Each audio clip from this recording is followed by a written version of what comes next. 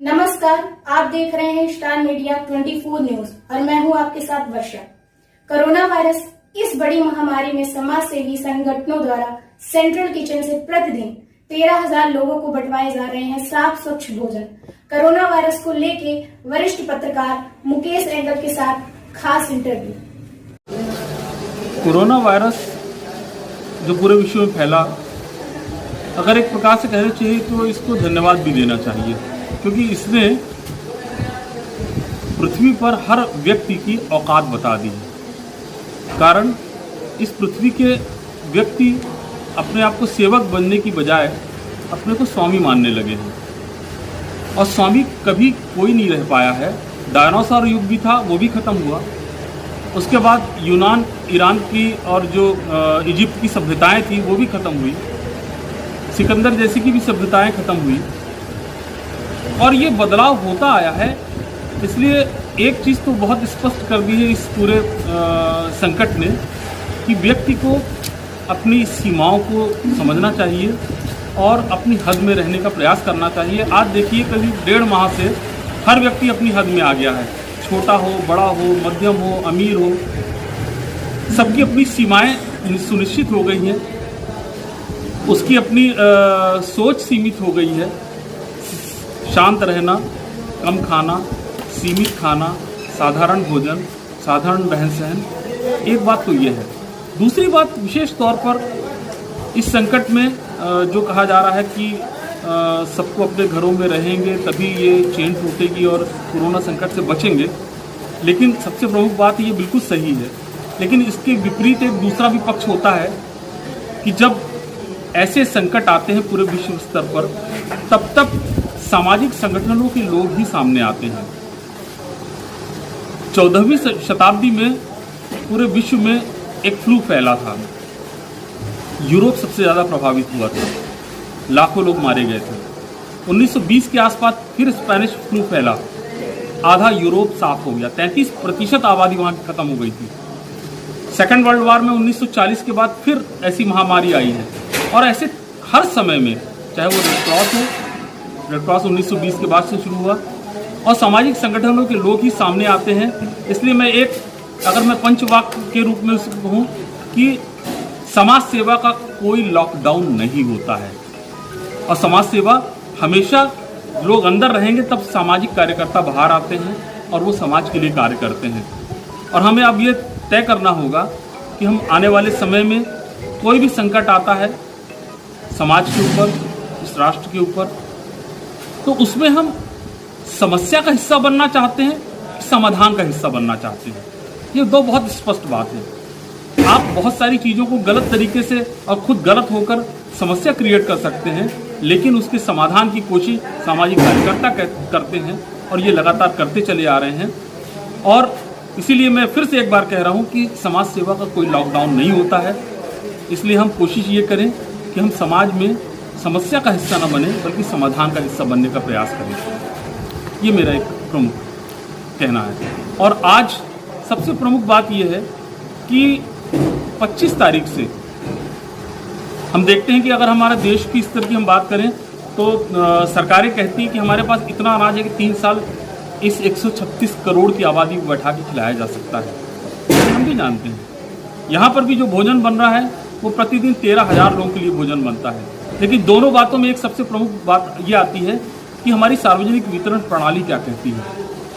अगर सब कुछ है हमारे पास, लेकिन अगर वितरित करने वाले उस ज़रूरतमंद, गरीब, बेघरों तक न पहुंच पाए तो हमारी सारा सिस्टम फेल हो जाता है। हमारे पास आज भोजन बनता है, लेकिन हम इसलिए सक्सेस हुए हैं, खासतौर पर जिला प्रशासन का मैं आभारी हूँ कि उन्होंने हमारी पूरी टीम पर विश्वास किया है कि सार्वजनिक वितरण प्रणाली के अंतर्गत जो बनने वाला भोजन है हमारी टीम इसे वितरित करेगी पूरे रीवा नगरीय क्षेत्र में। और आज 80 कार्यकर्ता जो यहाँ से भोजन लेके चलते हैं, वो हमारे एक प्रकार से कहना चाहिए कि फाइटर्स हैं, वो हमारे स्टार हैं आज के समय के, जो आज 33 दिनों से यहाँ से भोजन लेके निकलते हैं। और फील्ड में जाने के बाद वो कार्यकर्ताओं की संख्या वहाँ पर भी लोकल स्तर पर 200 की संख्या में वितरित हो जाती है। और ये सारे लोग उन 13,000 लोगों तक जो ज़रूरतमंद है, गरीब है, नीडी है, उन तक पका हुआ ताज़ा भोजन प्रदान करते हैं, जिसमें किसी दिन चावल खिचड़ी बनती है, चावल बनता है, चावल के साथ में कढ़ी बनती है, कभी पुलाव और छोला बनता है, कभी खिचड़ी बनती है। और ये सब ताज़ा भोजन वो इतना स्वादिष्ट है कि हमारे साथी कार्यकर्ता, चाहे वो विजय सिंह जी हो, चाहे श्लेषा हो, चाहे राकेश हो, ये सब लोग यहाँ टेस्ट करते हैं। इतना तक कि जिला प्रशासन के भी बड़े अधिकारी, एसडीएम मैडम तक यहाँ से रोज़ भोजन मंगाती हैं। दो काम होते हैं, एक तो स्वयं खा के देखती है और एक भोजन से तृप्त भी होती है। और ये भोजन हमारे उन सारे ज़रूरतमंदों तक पहुँचता है जो हमारे यहाँ से कार्यकर्ता लेके निकलते हैं। और हमारे कार्यकर्ता इतनी गर्मी में भी और 33 दिनों से जिनके चेहरे पर शिकन नहीं है, जिनके चेहरे पर लगातार मुस्कुराहट होती है, एक उत्साह होता है, कभी उनको थकान नहीं महसूस होती कहीं पर भी जाने में, जिन्हें शासन से कोई अनुदान नहीं मिल रहा है, जिनको कोई वेतन नहीं मिलता है, लेकिन उनका काम निरंतर जारी है। और ये उन्होंने प्रण कर रखा है, जब तक ये शासन ज़रूरतमंदों तक भोजन पहुंचाने का बीड़ा उठाई है, वहाँ तक पहुंचाने का कार्य हम स्वयं करेंगे और ये लगातार जारी रहेगा। ऐसे हमारी टीम के हम चाहेंगे कि फिर किसी दिन आप एक बार आएँ, हमारी टीम के उन सारे सदस्यों की जो भी चेहरे आपके सामने होने चाहिए। आज आपने सेंट्रल किचन का निरीक्षण किया और देखा कि कैसे हाइजेनिक तरीके से यहाँ पे भोजन बनता है और 13,000 लोगों का कई क्विंटल जो भोजन पकता है वो मात्र 4 या 5 लोग बना के तैयार कर लेते हैं, क्योंकि स्टीम पर तैयार होता है। और हर 25 मिनट में 80-90 किलो यानी लगभग 1 क्विंटल अनाज पककर तैयार हो जाता है। लेकिन अभी आप तक हमारे वो कार्यकर्ताओं के चेहरे नहीं पहुँचे हैं।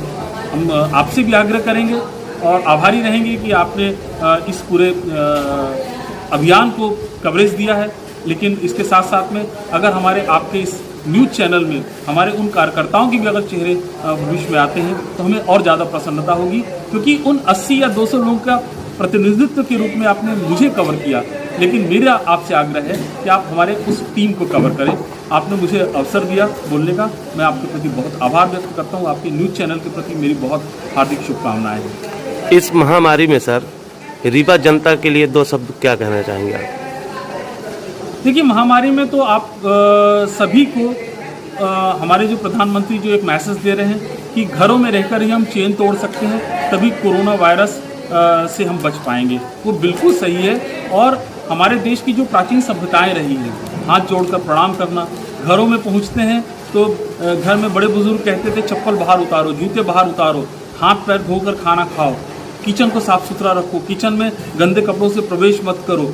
और आज वही बातों को लेकर आज भारतीय संस्कृति सभ्यता का पूरा विश्व अनुयायी हो गया है, पूरा विश्व समझ चुका है कि भारतीय संस्कृति वाकई में उस बीमारी से दूर रहने की संस्कृति थी।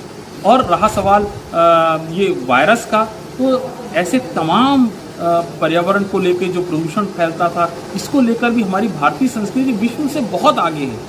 ब्रह्मांड के रहस्यों को तो 400 साल पहले गैलीलियो ने खोजा कि सूर्य स्थिर और पृथ्वी चक्कर लगाती है, जबकि हमारे ऋषि मुनि हजारों साल पहले इस रहस्य को जान चुके थे। वो स्पष्ट कहते थे सूर्य इस 9 ग्रहों के जो ग्रहों का अधिष्ठाता है। और तब आप देखें कि एक श्लोक जो हमारे घरों में रचा बसा है, हर पूजा पाठ पर वह श्लोक पढ़ा जाता है। उसमें देखिए आप, जो वेदों में दर्ज है और आज से ईसा पूर्व से दर्ज है। आज हमको विश्व कहता है कि पर्यावरण की रक्षा करो, हमारे श्लोक बताते हैं कि ये सब शुद्धि पूर्व और कैसे हम प्रकृति के प्रति विनम्र रहें। वो श्लोक सुनिए, आप सबका सुना हुआ श्लोक है कि हर पूजा पाठ में सबसे शुरुआत उससे होती है कि हम पूजा पाठ में 9 ग्रहों की स्थापना करते हैं। फिर पहला श्लोक जो कहते हैं ओम धौ शांति अंतरिक्ष शांति पृथ्वी शांति शांतिरापार औषधयः शांति वनस्पतयः शांति शांतिरेव शांति सामा शांतिरेधि। ये कौन नहीं जानता कि यह अंतरिक्ष आप नाराज न हो, हम पर कृपा की वर्षा करें। हे पृथ्वी, आप कुपित न हो, हम पर कृपा बनाए रखें। हे वनस्पति, हे पेड़ पौधे, हे औषधि वनस्पतियाँ, हे नदी, हे तालाब, हे अंतरिक्ष, इन सब की पूजा पाठ का, इन सब से विनम्र निवेदन का, इन सबको अपने से जोड़ने का, प्रकृति का इससे बड़ा उदाहरण कुछ नहीं हो सकता।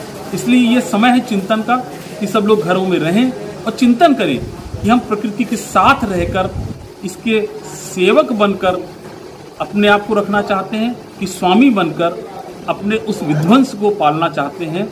ये चिंतन का विषय है और ये हर व्यक्ति को समझना अत्यावश्यक है।